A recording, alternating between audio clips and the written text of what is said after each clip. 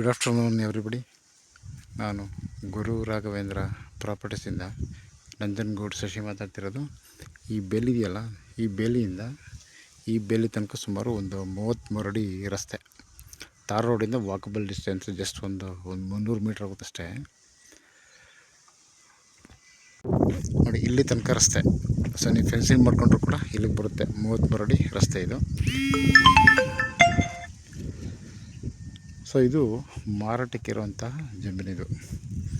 ಏನೋ ಈ ಕಟ್ಟೆ ಇದೆಯಲ್ಲ, ಈ ಕಟ್ಟೆಯಿಂದ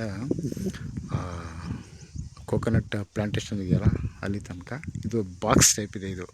ಇದರಲ್ಲಿ ಒಟ್ಟು 2 ಎಕರೆ ಇದೆಯಲ್ಲ, ಇವರು 1 ಎಕರೆ ಇಟ್ಕೊಂಡು 1 ಎಕರೆ ಕೊಡ್ತಾರೆ. ಸೊ ನೀವು ಈ ಕಡೆ ಮೇಲ್ಗಡೆ ಬೇಕಾದ್ರೂ ತೊಗೊಬೋದು, ಇಲ್ಲ ಕೋಕೋನಟ್ ಫಾರ್ಮ್ ಇದೆಯಲ್ಲ ಅಲ್ಲಿ ಬೇಕಾದ್ರೂ ಕೂಡ ತೊಗೊಬೋದು. ನಿಯರ್ ಬೈ ಕೆರೆ ಇದೆ ನೋಡಿ, ಇದು ಕೆರೆ ಇದು.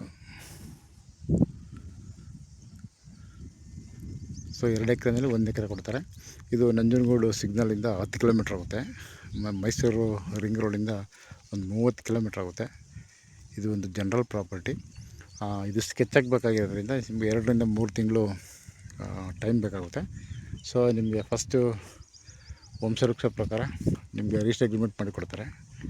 ಆ ನಂತರ ನಿಮ್ಮ ಹೆಸರಲ್ಲೇ ಸ್ಕೆಚ್ ಆದಮೇಲೆ ರಿಜಿಸ್ಟ್ರೇಷನ್ಗೆ ಹೋಗುವಂಥದ್ದು. ಸೊ ಅಲ್ಲಿ ತನಕ ಸರ್ವೆ, ಹದ್ಬಸ್ತು, ಮತ್ತೊಂದು ನಿಮ್ಮ ಲೀಗಲ್ಲು ಎಲ್ಲ ಆ ಟೈಮ್ ಡ್ಯೂರೇಷನಲ್ಲಿ ಆಗುತ್ತೆ. ಆ ನಂತರ ಲೀಗಲ್ಲು ಈ ಕಡೆ ಸರ್ವೆ ಎಲ್ಲ ಓಕೆ ಆದಮೇಲೆ ರಿಜಿಸ್ಟ್ರೇಷನ್ಗೆ ಹೋಗುವಂಥದ್ದು. ಸೊ 1 ಎಕರೆ ಮಾತ್ರ ಕೊಡುವಂಥದ್ದು. ಸೊ ಇದು ಟೋಟಲ್ 2 ಎಕರೆ ಬಾಕ್ಸ್ ಟೈಪ್ ಇದೆ. ಇದರಲ್ಲಿ 1 ಎಕರೆ ನೀವು ಯಾವ ಕಡೆ ಕೇಳ್ತೀರ ಆ ಕಡೆ ಕೊಡ್ತಾರೆ. ಈಗ ತಾರ್ ರೋಡಿಂದ ಜಸ್ಟ್ ಒಂದು 200-300 ಮೀಟ್ರ್ ಇದೆಯಲ್ಲ, ಆ ಕಡೆನೇ ಬೇಕಾದ್ರೂ ತೊಗೋಬೋದು, ಇಲ್ಲ ಇದು ಮೇಲ್ಭಾಗ ಬೇಕಾದ್ರೂ ಕೂಡ ನೀವು ತೊಗೊಬೋದು. ಇದು ನಿಮ್ಮ ಚಾಯ್ಸ್ ಇದು. ಸೊ ಇವರು ಫೈನಲಿ ಎಕರೆಗೆ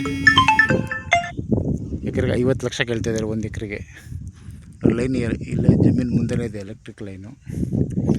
ನಿಯರ್ ಬೈ ವಿಲೇಜ್ ಇದೆ, 1 ಕಿಲೋಮೀಟ್ರ್ ಊರಿದೆ. Okay, thanks for watching.